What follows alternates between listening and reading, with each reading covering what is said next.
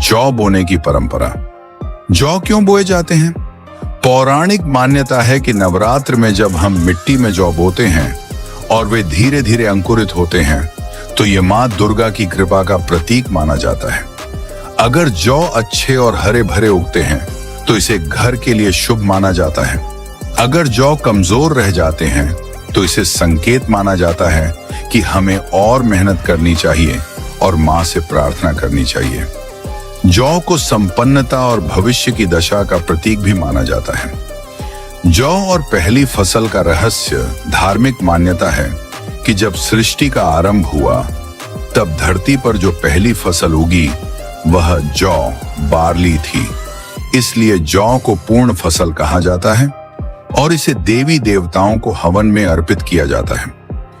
चैत्र नवरात्रि वसंत ऋतु में आती है और उस समय यह पहली फसल देवी माँ को अर्पित की जाती है। यही कारण है कि जौ को माँ का प्रिय माना गया है। जौ बोने से जुड़ी देवी की कहानी धार्मिक ग्रंथों के अनुसार एक बार हिरण्याक्ष नामक असुर ने ब्रह्मा जी की कठोर तपस्या करके वरदान पाया। इस वरदान के बल पर उसने तीनों लोकों में उत्पात मचा दिया। पूजा पाठ, हवन और धार्मिक कार्य बंद हो गए। ब्राह्मण यज्ञ नहीं कर पा रहे थे। धरती पर भीषण अकाल पड़ गया। नदियां सूख गईं, पेड़ पौधे और जीव जंतु मरने लगे। इधर दुर्गम नामक राक्षस ने देवताओं को भी युद्ध में परास्त कर दिया। देवता बहुत दुखी होकर मां जगदम्बा की आराधना करने लगे। मां शाकंभरी का प्रकट होना, देवताओं की प्रार्थना सुनकर मां जगदम्बा प्रकट हुई। जब मां ने देखा कि संसार में जल और अन्न का संकट है तो उनका हृदय द्रवित हो गया।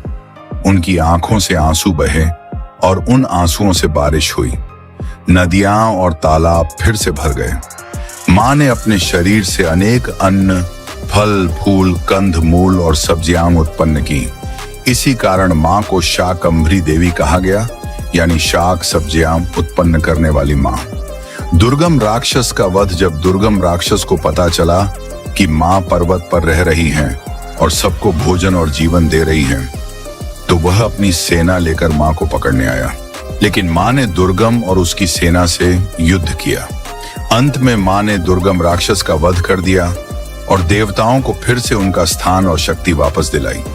निष्कर्ष, इसी कारण नवरात्र में जौ बोने की परंपरा चली आ रही है।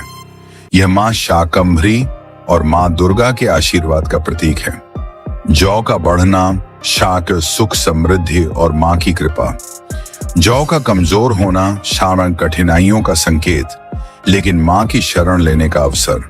इसलिए जब भी हम नवरात्र में जौ बोते हैं तो यह केवल एक परंपरा नहीं बल्कि मां की याद और आशीर्वाद प्राप्त करने का तरीका है।